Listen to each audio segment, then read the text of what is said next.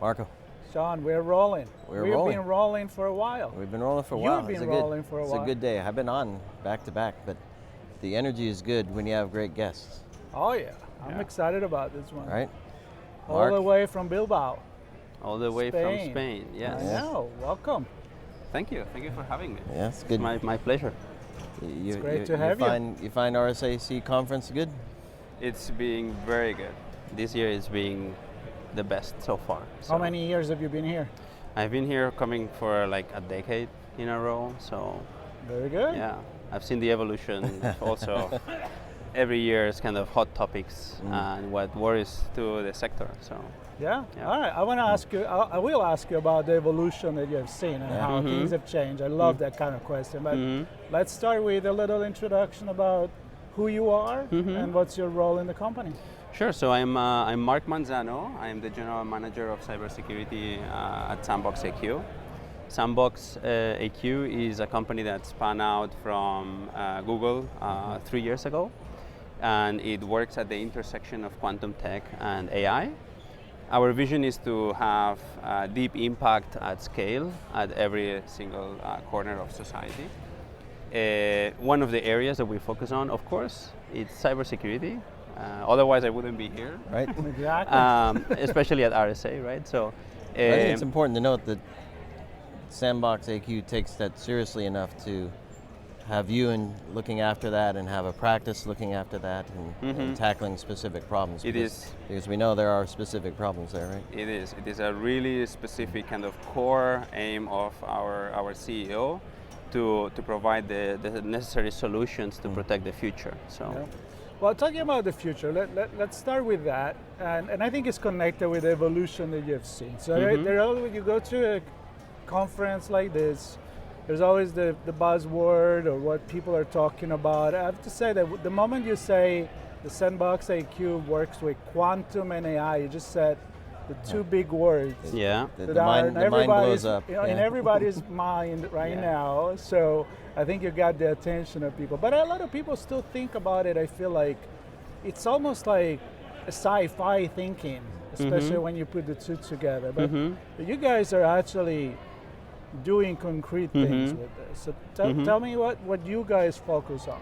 So on the quantum side, what we are, like specifically our group, my group at Sandbox, what we focus on the quantum side is mainly considering that there is this upcoming massive migration in terms of algorithms, in terms of protocols, that needs to happen everywhere, that needs to go across the globe, and that all entities need to go through. Pretty much touching everything. Yeah, in banking and healthcare. And all sectors, all sorts of entities, all governments need to go through this, with the objective of kind of using a new set of algorithms that are secure in the quantum era.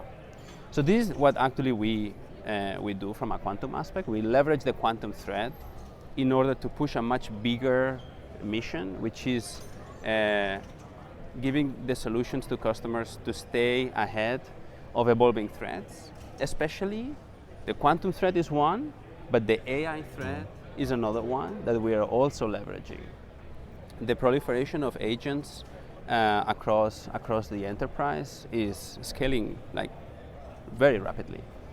And we don't have cybersecurity solutions. AI agents. And we don't have the necessary solutions to keep pace with that growth.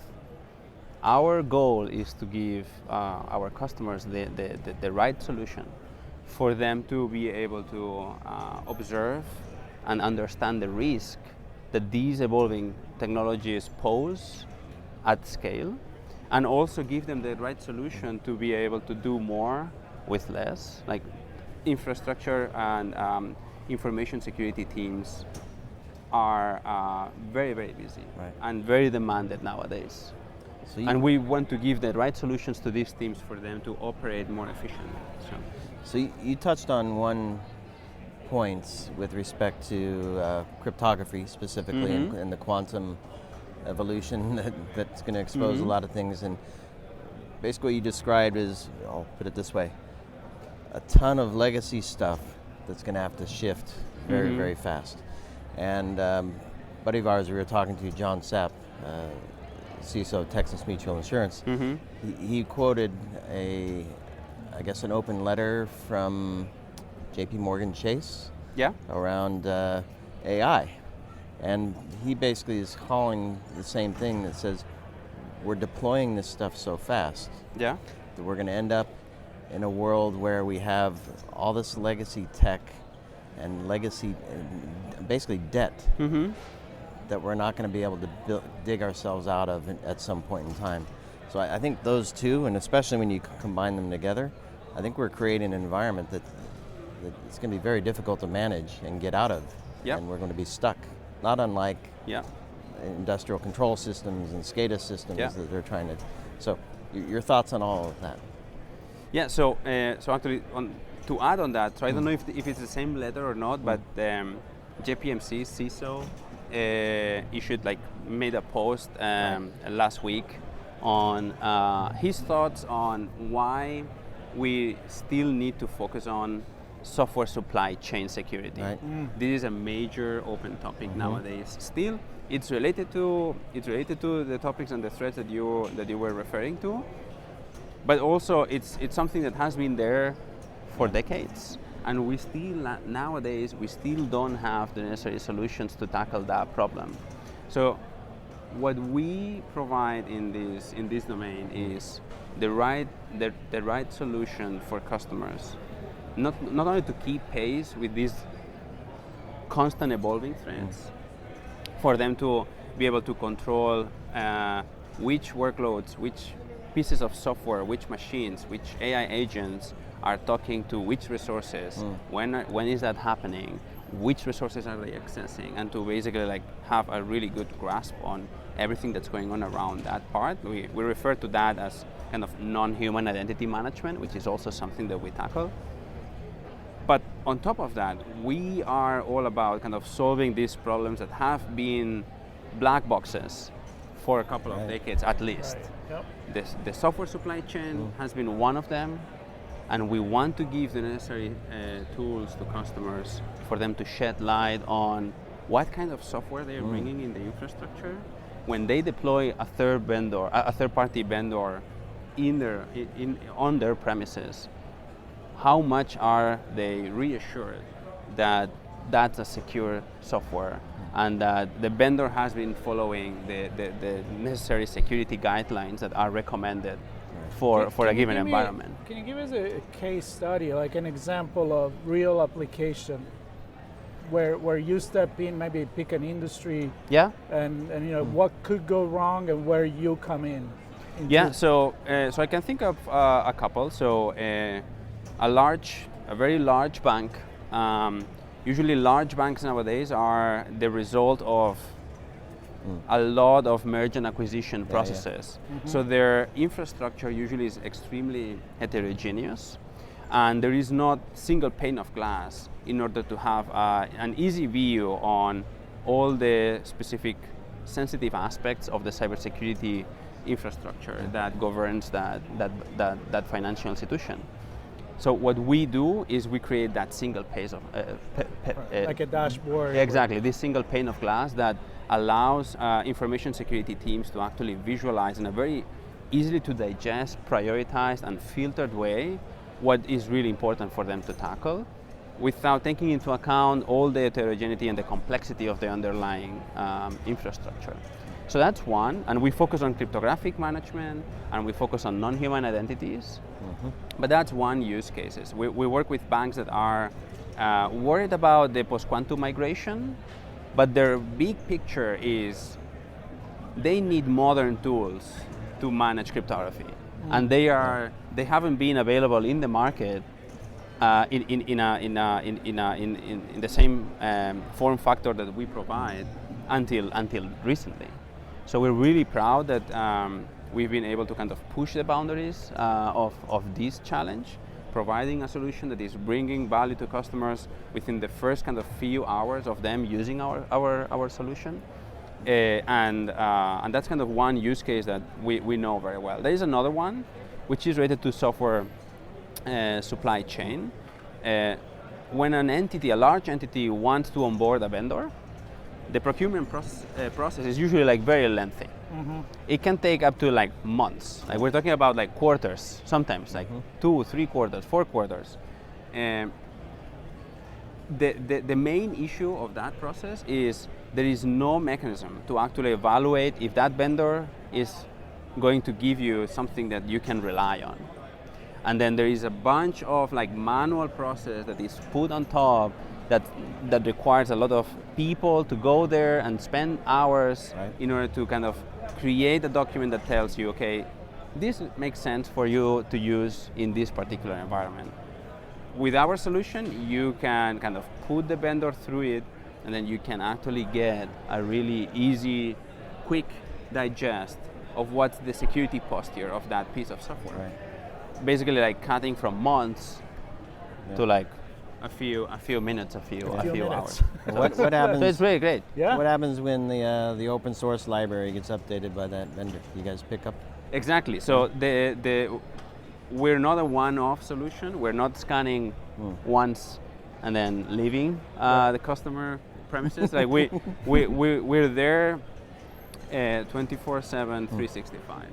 Like the monitoring needs to be constant. We firmly believe that if you are not there monitoring in real time what's going on in your infrastructure, you won't be able to know everything that's happening, because infrastructure nowadays, especially on the backend side, on the cloud side, it's pretty ephemeral.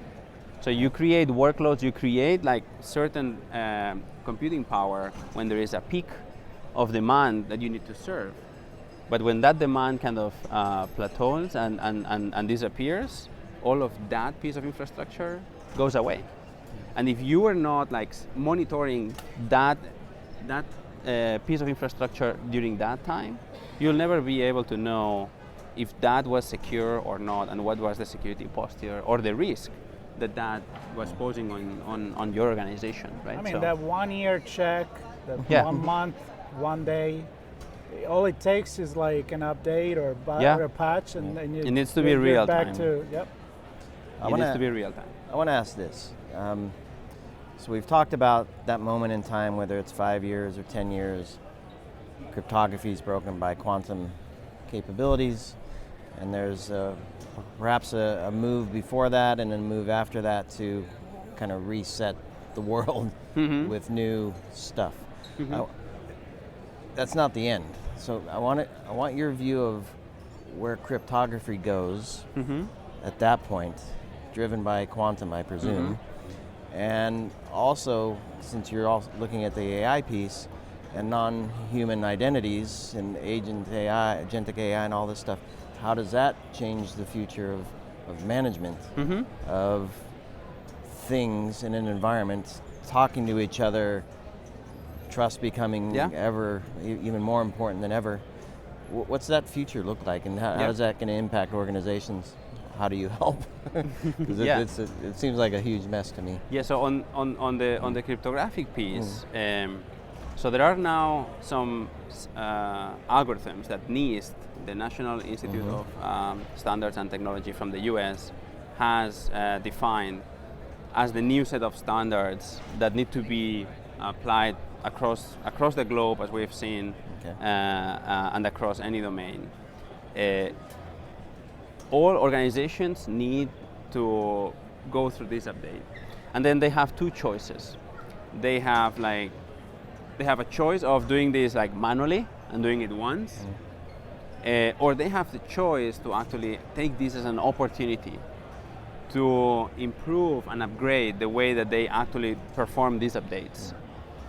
And if you are going this later route, where you actually deploy solutions to help you migrate in a much more seamless way, basically what you are going to be embracing is what we call cryptographic agility, which is we want to give this level of resiliency to infrastructure that allows infrastructure to be upgraded, to be migrated dynamically without the necessary human intervention, manual intervention, going there and kind of doing things one by one, right? So that's one of these areas. So what we believe is this is one migration but there are going to be endless migrations. There will always be new algorithms. There will be one algorithm broken at some point. We'll have to replace it with another one.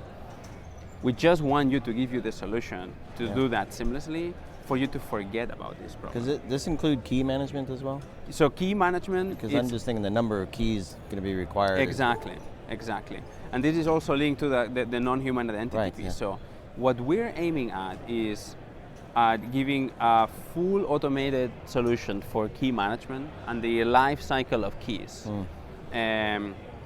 Keys and non-human identities alike. Yep. For us, they are like very, very similar in the way that we think on life cycle and the management of those assets. So what we would like is customers to be able to define in a single pane of glass a policy. How often would I like to rotate my credentials? Do I want my credentials to last for 10 minutes regardless of the environment? Can I actually push the boundaries further? Am I fine with having digital certificates with a 1 week of validity date? This should be kind of part of the bread and butter of a very easy to digest UI that allows an information security team to just click a button and then push it and enforce it across the entire infrastructure. So I'd want that now before. Yeah. Well, that's a good thing, is I'm thinking like, this is great. I mean, this is everybody's dream. Yeah. How hard it is or easy it is to make that first step where you change your system into a quantum SandboxAQ system. So the journey basically starts by first shedding light into the piece of infrastructure that you have and cataloging, creating an inventory of everything that you have.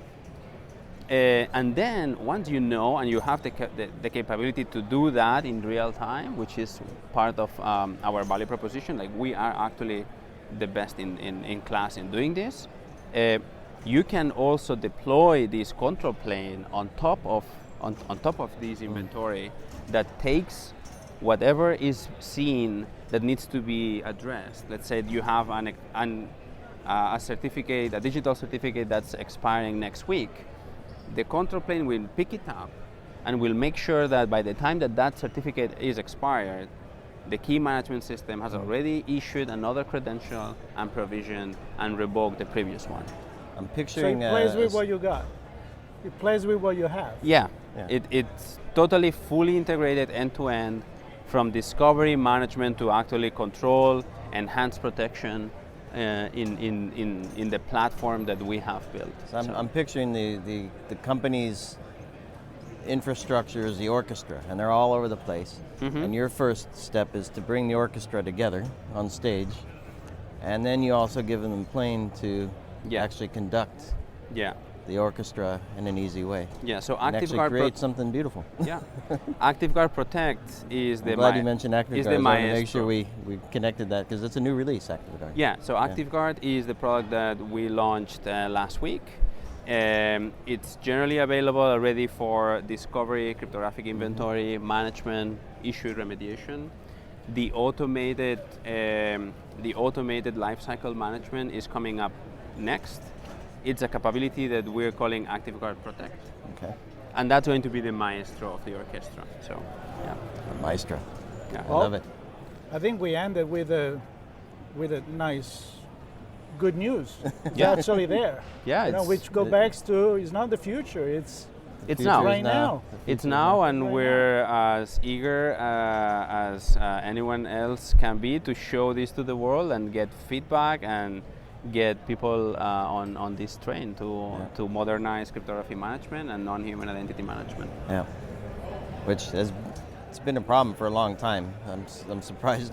Well, it's a hard problem to solve. Clearly, you've tackled that problem. We do. There's no reason to wait, from my perspective. Don't wait for the break to happen. Yep. Get a handle on it now. Be prepared for the change. Be prepared for the future. It's only going to be more complex, it sounds like. So indeed. SandboxAQ, ActiveGuard, connect with Marc, connect with the SandboxAQ team. Yep. Good stuff. Good stuff, and I'm actually looking forward to talk more about this, because it's fascinating. Awesome. Thanks for having me. More user stories would be fantastic. More story with you guys. Let's talk soon. And more story with RSA conference. we're not done. We're not We'll be done. back Lots coming. soon. itspmagazine.com/RSAC25. Everything including this story with Marc and links to their page and all the good stuff that they offer. Thanks everybody. Hope you enjoyed it. Stay tuned. Thank you.